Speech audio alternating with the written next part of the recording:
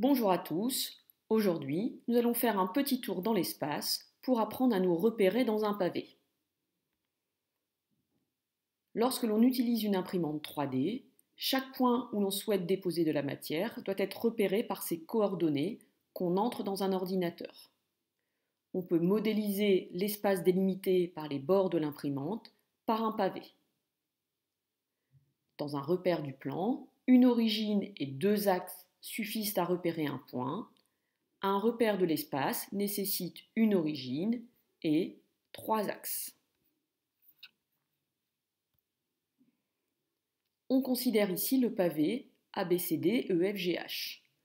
On commence par choisir une origine, ici le point A, puis trois arêtes qui ont comme sommet commun le point A. On peut par exemple choisir AB qui portera l'axe des abscisses, AE celui des ordonnées, et AD, celui des altitudes ou des côtes. On note ce repère A, B, E, D. On peut définir différents repères dans un même pavé. Dans ce deuxième exemple, on choisit le point E comme origine, EA comme axe des abscisses, EF comme axe des ordonnées et EH comme axe des altitudes. On obtient ainsi le repère EAFH.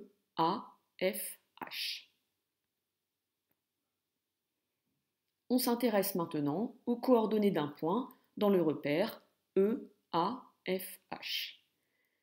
Les coordonnées seront données en respectant l'ordre suivant: abscisse, ordonnées, altitude. Dans ce premier exemple, on cherche les coordonnées du point C.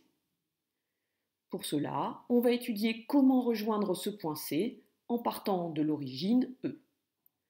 On va commencer par une longueur, donc l'abscisse de C est 1. Puis une largeur, donc l'ordonnée est 1. Et pour finir, une hauteur, donc l'altitude est 1. Les coordonnées de C sont donc 1, 1, 1, qu'on note entre parenthèses et sans signe égal. Toujours dans le même repère, on cherche les coordonnées du point D. En partant de l'origine E du repère, on avance d'une longueur, donc son abscisse est 1. On ne va ni à droite ni à gauche, donc son ordonnée est 0. Et on monte d'une hauteur, donc son altitude est 1. Ce qui donne D a pour coordonnées 1, 0, 1.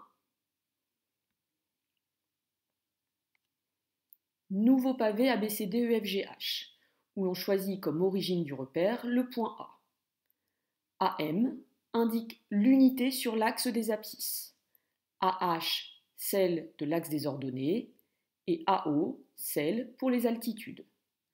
On obtient ainsi le repère AMHO. Et on cherche les coordonnées du point F. Pour rejoindre le point F à partir de l'origine A, on se déplace d'une, deux, trois, quatre unités de longueur. Donc l'abscisse de F est égale à 4. Puis, on avance d'une largeur. Son ordonnée est donc 1. Et pour finir, on monte de 2 hauteurs. Son altitude est donc égale à 2. On obtient ainsi les coordonnées du point F, 4, 1, 2. On garde le même repère et on cherche les coordonnées du point D. En partant de A, on ne va ni à droite ni à gauche, son abscisse est donc 0. On avance ou on ne recule pas, son ordonnée est donc 0 également. Et on monte de 2 hauteurs, donc son altitude est égale à 2. Les coordonnées de D sont donc 0, 0, 2. Dans cet exemple, on travaille toujours avec le même repère et on cherche les coordonnées de R, milieu du segment CF. En partant de l'origine A, on se déplace de 4 unités de longueur. Donc l'abscisse de R est 4.